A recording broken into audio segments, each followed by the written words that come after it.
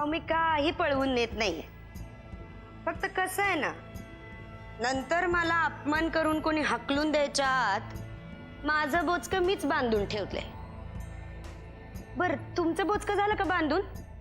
कठीण समय येता कोण कामास येतो? परशुराम किल्लेदारच कामास येतो दादा. माझं डोकं ठिकाणावर नाहीये परशु. माझ्या हातून काहीतरी घडेल. अरे दादा, तुझ्या रागावरचं औषध घेऊनच आलेलो आहे मी. या लोकांनी ना तुला लई मनस्ताप दिलाय रे. काळजी करू नको, यातनं तुला फक्त बाहेर काढणार एकच माणूस, परशुराम किल्लेदार. नरसिंह, याची फालतू बडबड कशाला ऐकतोयस तू? आते बे, मला फालतू म्हणा, टाकाव म्हणा, काय वाटेल ते म्हणा, पण मी काय सांगतोय ते नीट ऐका. दादा यो ओरिजिनल किल्लेदार आहे.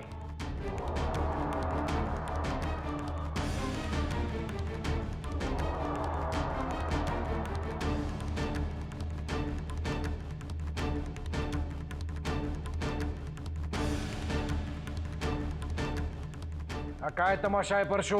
तमाशा नाही दादा, माझ्याकडे पुरावे आहेत की नाही. या दोघांनी जो काही रिपोर्ट दाखवलाय की नाही तो तद्दन खोटा रिपोर्ट आहे.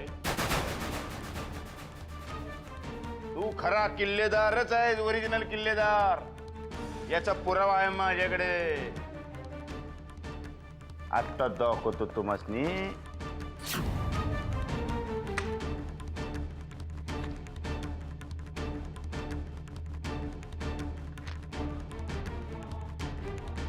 DNA taste. या फालतू माणसावर विश्वास ठेवू नका, हा खोटा बोलतो. एक वेळ फालतू माणूस परवडला दादा. या दोघांसारखी म्हणजे अहिल्या वहिनी आणि वामण्यासारखी केसानं गळा कापणारी माणसं नाही परवडत. परशु, माझं नाव मध्ये घ्यायचं काहीही कारण नाही आहे. मला नाहीच आहे गरज.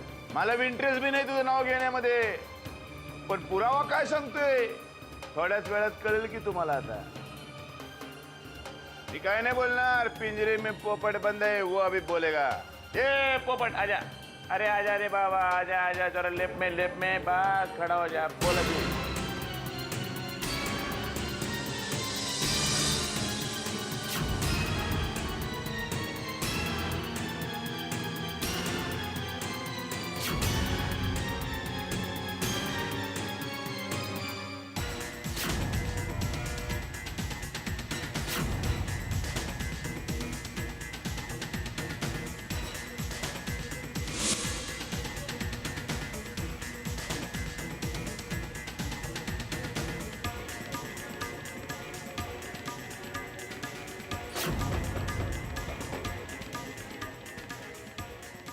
कोण आहे हा माणूस परशु? मी तुला बोललो की नाही, यो DNA टेस्टची जी गुरु किल्ली ज्याच्याकडे ओरिजिनल त्यो यो हा.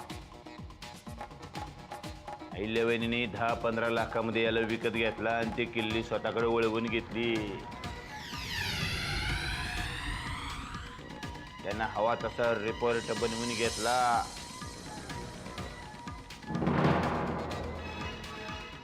पण ओरिजिनल किल्ली ह्याच्याकडे यो आहे माणूस त्यो. बोल रे बकनीस, बघताय काय? व्हा पुढे 2-4 थवाडीत मारा आणि काय ते खरं बदवून घ्या. इथल्या वारुळामध्ये तू हात घातलाय तुला माहिती नाहीये. सगळं खरं खरं सांग, निदान धड तरी घरी जाशील, नाही तर तुझी डेड बॉडीज घरी पाठवतो. बोल. साहेब, साहेब मला माफ करा. साहेब मला माफ करा. साहेब, मला या मॅडमनी 10 लाख रुपये देऊन रिपोर्ट बदलायला सांगितला होता.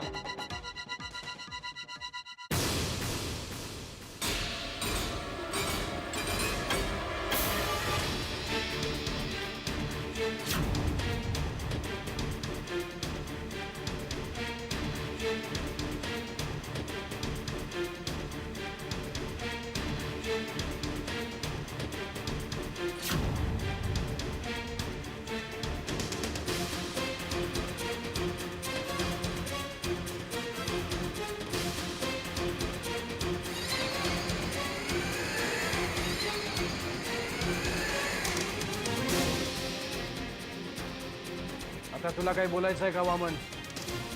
प्रॉपर्टीसाठी इतक्या खालच्या थराला जाशील असं वाटलं नव्हतं कधी.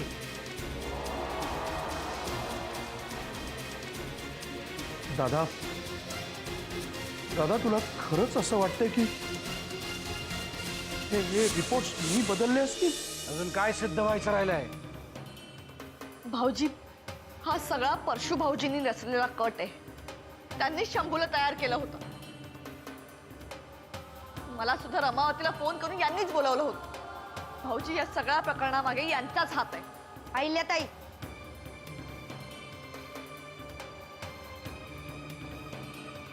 कानपाट्या नाव पडलं माझ्या नवऱ्याचं म्हणून त्यांना काही बोललेलं खपून नाही घ्यायचे आम्ही. बस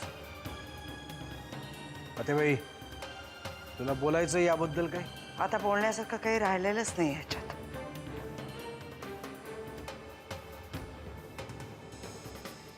वामन, जे तुला स्वतःच्या कर्तृत्वाने कमावता येणार नव्हतं ते तू अशा पद्धतीने मिळवायचा प्रयत्न केलास.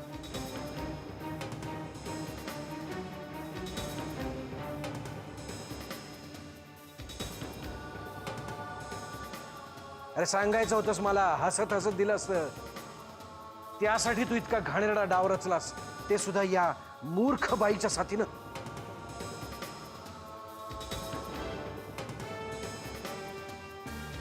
मला काय वाटतं की ह्या सगळ्याचा आपण ना जरा बारकाईने नीट विचार केला पाहिजे.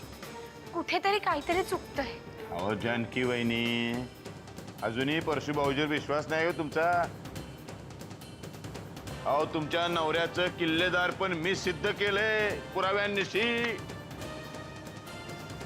आता तरी विश्वास ठेवा की माझ्यावर. मी तुमच्याशी बोलत नाहीये हं? आणि तुमच्यावर कोणीही विश्वास ठेवावा एवढी पात्रता नाहीये तुमची. जानकी, विश्वासाचा प्रश्नच येत नाही. जे काही आहे ते सगळ्यांच्या समोर सिद्ध झालंय. मला या माणसाचं तोंड सुद्धा पाहायचं नाहीये. दादा तुला सांगतो, शंभूला बी ह्यानंच मारलास ना.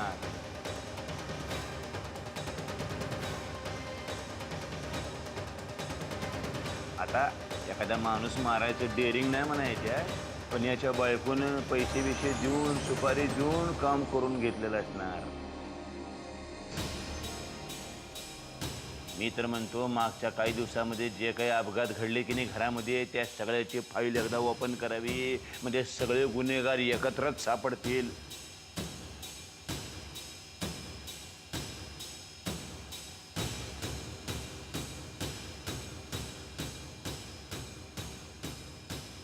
आतेबाई, केवळ रक्ताचं नातं आहे म्हणून हा माणूस वाचलाय, नाहीतर धक्के मारून बाहेर काढला असं मी याला. काढ ना, पाठ कसली पाहतोय? काढ, नाहीतरी वाटेल तसं बोलून असा अपमान तू केलेलाच आहेस. काढ, बाहेर काढ. बस बस झाली तुझी नाटकं. एकच लक्षात ठेव, इथून पुढे तुझी आणि तुझ्या बायकोची घाणेरडी सावली सुद्धा माझ्या संसारावर पडता कामा नये. जीव घेईन मी तुझा.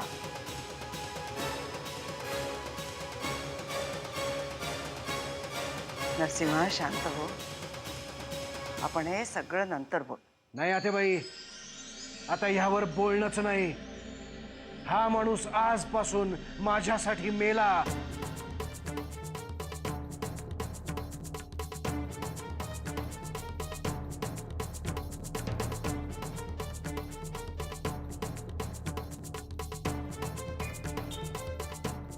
आणि हा माझा शब्द फायनल आहे.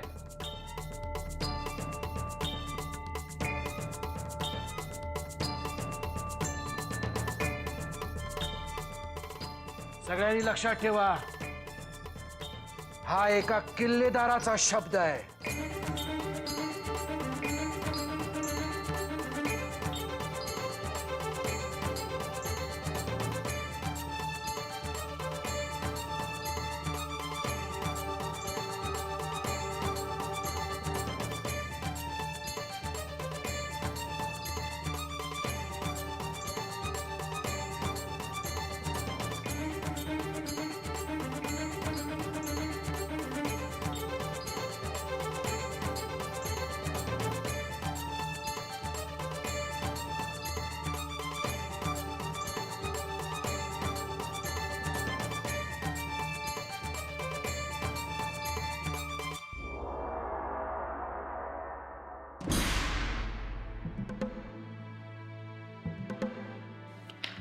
बचना ए हसीनो,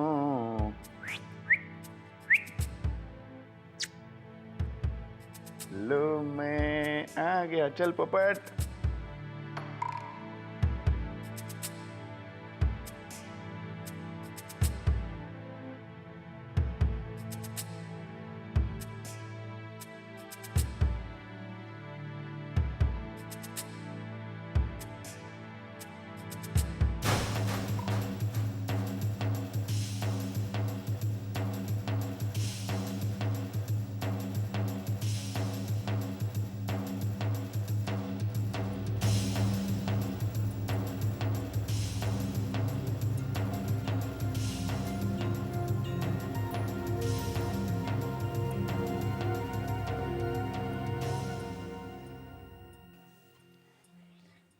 सध्या काय चाललंय घरामध्ये?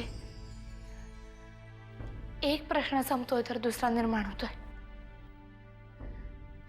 वामन दादांबद्दल ना निष्कारण गैरसमज निर्माण होतोय असं मला वाटतं. बास जानकी, वामनचं माझ्यासमोर कौतुक करणं बंद कर. ही चूक पुन्हा करू नकोस.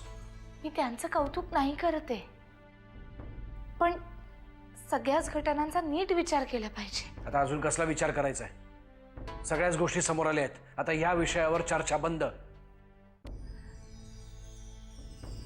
तुम्ही आता काय करायचं ठरवलंय? माहित नाही मला, पण तू या गोष्टींचा विचार करणं बंद कर. बाहेर झाला तेवढा तमाशा पुरे झाला. मला मान्य आहे की जे काही जानकी बास, मला यापुढे या विषयावर काही ऐकायचं नाही आणि बोलायचंही नाहीये. आजपासून वामन माझ्यासाठी आणि तुझ्यासाठी मेला.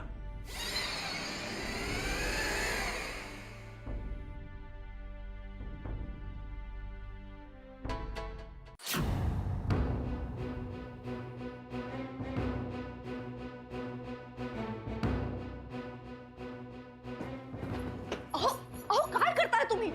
आपण जर घर सोडून गेलो ना तर सगळ्यांना आयतं कोलीत मिळेल. मला तुझ्याशी बोलायचं नाही आहे. आजपर्यंत एक खोटा शब्द बोललो नाही मी कधी. आणि आज आज खोटारडा म्हणून माझ्यावरती आरोप केले. तुला काय वाटतं, इतका अपमान झाल्यानंतर सुद्धा मी या घरात राहीन? आपल्याला इथे राहावंच लागेल. कारण काय कारण? काय कारण? आता ह्यापुढे तू मला सल्ले देणार आहेस? अय्या, या सगळ्याला खरं तर तू जबाबदार आहेस. आता मला खरं सांग, दादाचे रिपोर्ट्स कोणी बदलले? नाहीतर इथे जीव घेईन मी तुझा. अहो मी खरंच सांगते, हा परशु भाऊजींचा डाव आहे. त्या नवरा बायकोने मिळून रचलेला कट आहे हा. ऐका माझं, माझ्यावर विश्वास ठेवा तुम्ही. या सगळ्याला सुरुवात तू केली आहे साहिल्या. तुला माफी नाही, तुला माफी नाही. हे बघा, माझ्यावर विश्वास ठेवा, हा खरंच परशु भाऊजींचा डाव आहे. त्या घरात कारण नसतानाही तुमचा जो काही अपमान झालाय ना, त्या अपमानाचा बदला घेतल्याशिवाय मला चैन पडणार नाही. आणि आणखीन एक गोष्ट लक्षात ठेवा, जर का आज आपण हे घर सोडून गेलो तर आपल्या मनात पाप आहे हे सिद्ध होईल. निदान त्यासाठी तरी आपल्याला इथे राहावंच लागेल.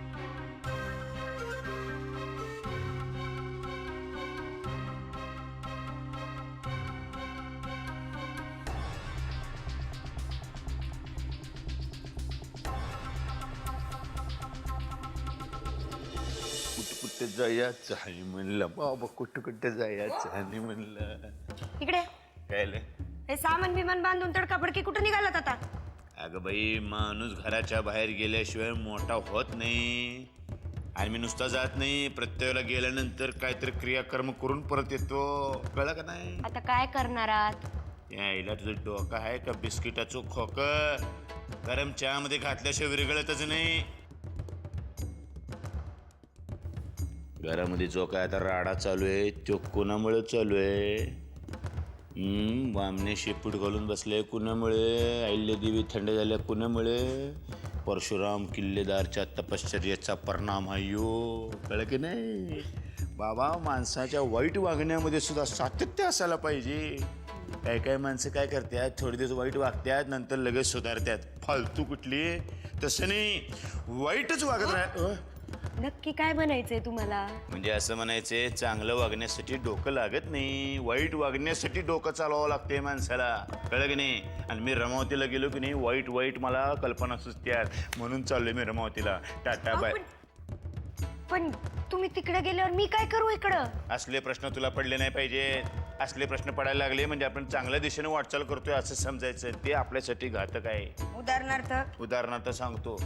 आता घरामध्ये जानकीचं डोळ्या जेवण आहे की नाही, डोळ्या जेवणामध्ये असं वागायचं जसं काही तू त्यांच्याच बाजूची आहेस, पण तू त्यांच्या बाजूची नाहीस.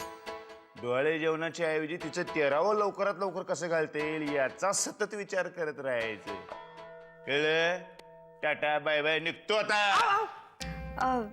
पण मला एकटीला जमल का हे सगळं? एक गोष्ट लक्षात ठेवायची, सुमित्राला मारण्याचा अनुभव तुझ्या गाठीशी आहे.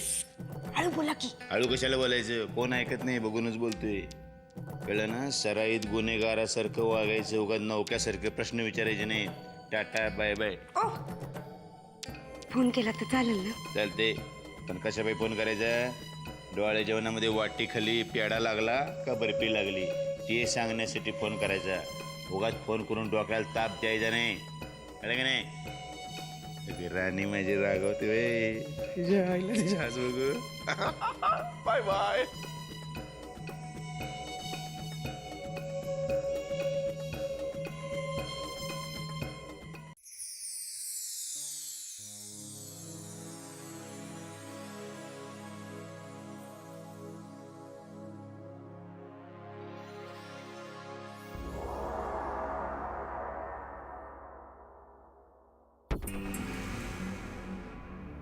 आत्या,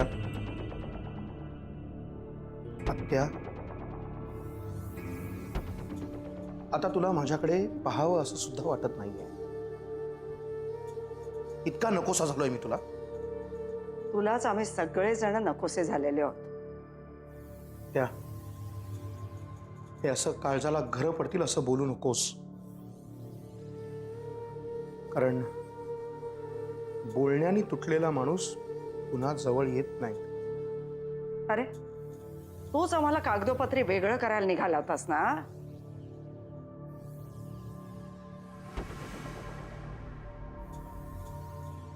तुला खरंच असं वाटतं आत्या? रिपोर्ट्स मी बदलले असतील? रिपोर्ट बदलला ही गोष्ट तर खरी आहे. सख्खा आणि सावत्र, ज्याला नरसिंहाने आयुष्यभर लांब ठेवला, तो परशूच आला ना शेवटी मदतीला.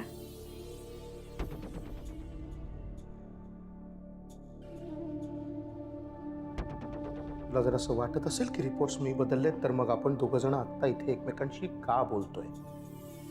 तू आलायस माझ्याशी बोलायला.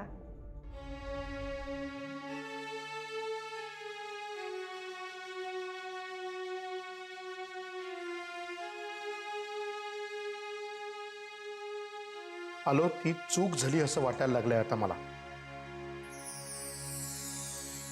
कारण नरसिंह किल्लेदार हाच कायम तुझ्यासाठी कर्तबगार मुलगा होता. वारंवार तसं बोलूनही दाखवलंयस तू.